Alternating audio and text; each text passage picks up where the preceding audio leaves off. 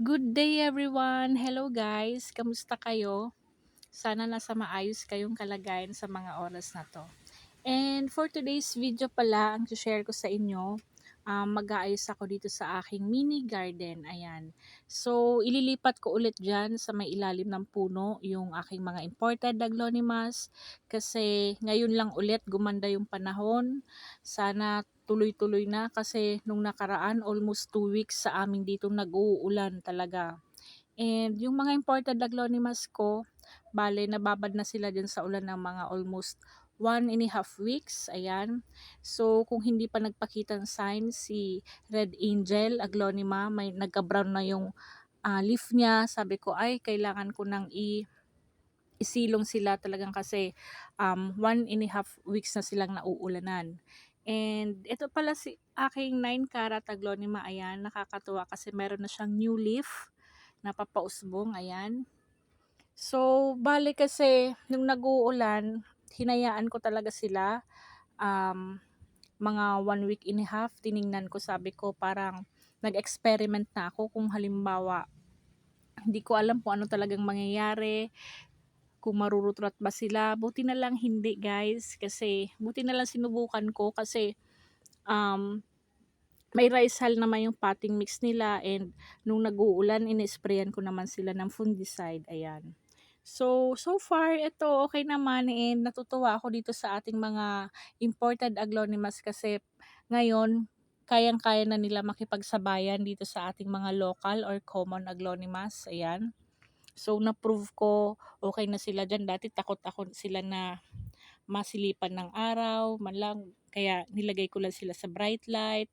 Tapos takot akong paulanan. Pero ngayon, tinaray ko talaga, sabi ko, try ko silang ilagay dyan sa filtered sun, naging okay sila. And ito nga, na-prove ko na naulanan na sila ng almost 1.5 weeks. Okay naman. And hanggang ngayon, basa pa yung potting mix nila kasi syempre hindi naman agad matutuyo. And may rice hull naman. So, okay naman sila guys. Basta wag lang talaga tayo magkakamali sa ating potting mix. And maganda yung pot na paglalagyan natin sa kanila. Dapat make sure natin na madami lang butas para mas madaling mag-drain yung water na nasa pot nila. Ayan. So, dyan, ang ganda-ganda kasi filtered sun and talagang makukuha nila yung proper sunlight na kinakailangan nila dyan. Ayan. So, buti na lang guys, okay na yung mga imported aglonimas, hindi na gaanong kaselan katulad ng dati. Ayan, na-prove ko na ngayon. Kasi dati talaga takot na takot ako kasi based on my experience, talagang lagi akong nalulusawan ng imported aglonimas. Kaya nga 'di ba sabi ko nung nakaraan sa vlogs ko, talagang nawalan akong gana na mag-alaga na and bumili ng bagong aglonema, lalo ko imported. Ito pala si Snow White.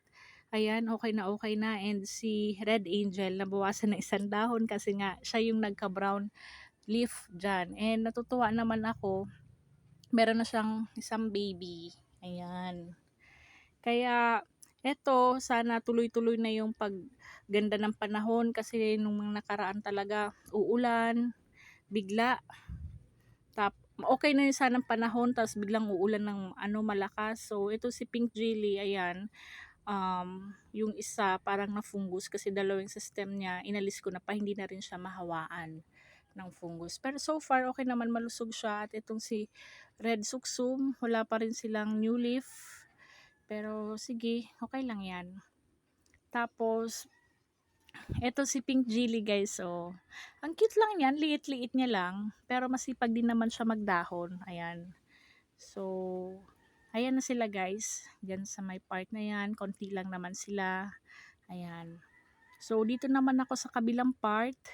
Ayan, si Red Hong niyan, di na siya naka-recover pa. Tapos si Stardust, dyan muna siya sa may gilid. And itong si Snow White, ipopropagate ko na siya kasi pangit na yung pagtubo niya, nakabaliko na yung stem niya. Ayan. So guys pala, magpapasalamat pala ako sa aking mga new subscriber. Thank you so much po. And makikisuyo pala ako sa hindi pa nakakapag-subscribe. Please subscribe, like, comment, and share po. Ayan. Maraming salamat. And sana nagustuhan nyo tong video na to and Thank you for watching. Ayan.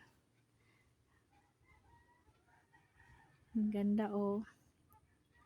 Thank you for watching and see you on my next vlog. Bye-bye. Ingat kayo lagi.